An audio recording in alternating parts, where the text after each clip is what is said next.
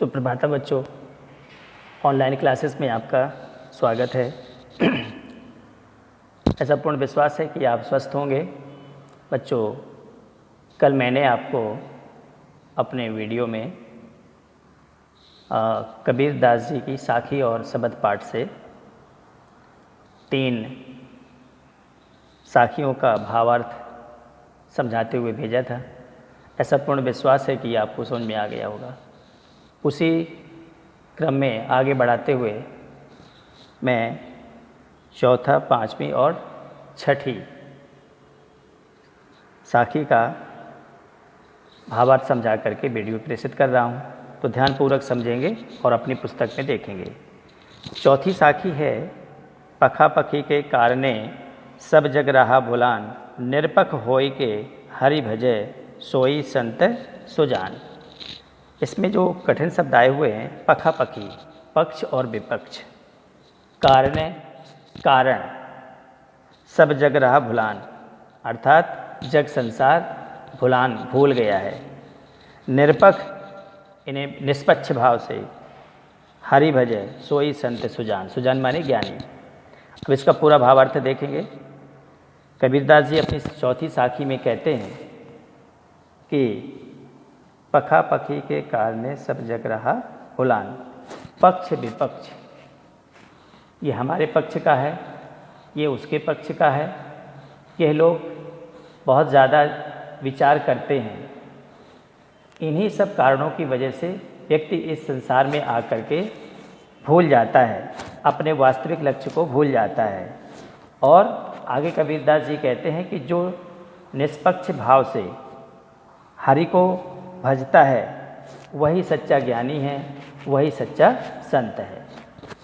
5वीं साखी है, हिंदू मुआ राम कह, मुसलमान खुदाए, कहे कबीर सो जीवता, जो दो के निकट न जाए। कबीरदास जी ने और स्पष्ट करते हुए कहा है कि इस संसार में सच्चा संत, सच्चा ज्ञानी वही है।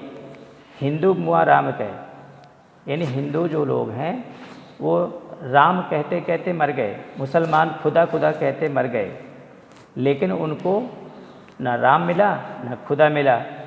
कबीरदास जी कहते हैं कि वही सच्चा ज्ञानी है जो न तो राम के चक्कर में पड़ता है न रहीम के चक्कर में पड़ता है, बल्कि एक परमात्मा की उपासना करता है, एक परमात्मा का ध्यान करता है, जिसने इस पूरी सृष्टि को बनाया है, इस सृष्टि का रचयिता है। वो इस चक्कर में नहीं पड़ता कि मैं कौन राम है कौन रहीम है, वो दोनों को एक ही समझता है। इसलिए वो दोनों के चक्कर में न पड़ करके वो एक परमात्मा की उपासना करता है। काबा फिर काशी भया, रामई भया रहीम, मोट चून मैदा भया, बैठ कबीरा जी। इसमें और स्पष्ट करते हुए बताया है कि ईश्वर में किस प्रकार से कोई भेद नहीं है, कि जिस प्रकार से मुसलमानों का पवित्र तीर्थ स्थान काबा है और हिंदुओं का पवित्र तीर्थ स्थान काशी है, तो जो काबा है वहाँ पर भी एक ही ईश्वर का निवास है, जो काशी है वहाँ पर एक ही ईश्वर का निवास है। तो चाहे मुसलमान काबा चले जाएं चाहे काशी चले जाएं, उनको एक ही परमपिता परमात्मा ईश्वर के दर्शन होने वाले हैं। चाहे हिंदू लोग काबा चले जाएं चाहे मुसलमान लोग काशी चले जाएं, लेकिन एक ही ईश्वर की उनके दर्शन होंगे, उसमें किसी प्रकार का कोई भेद नहीं होगा। और स्पष्ट करते हुए उन्होंने कहा है कि जिस प्रकार से जो आटा होता है वो थोड़ा मोटा होता है, अगर उसी मोटे आटे को और महीन कर दिया जाए तो वो मैदा बन जाता है। अगर वास्तविकता देखी जाए, उसके जो एलिमेंट्स हैं, जो उसके पोषक तत्व हैं या उसमें जो मूल तत्व हैं, वो तो गेहूं से जो बनने वाला आटा है वही है।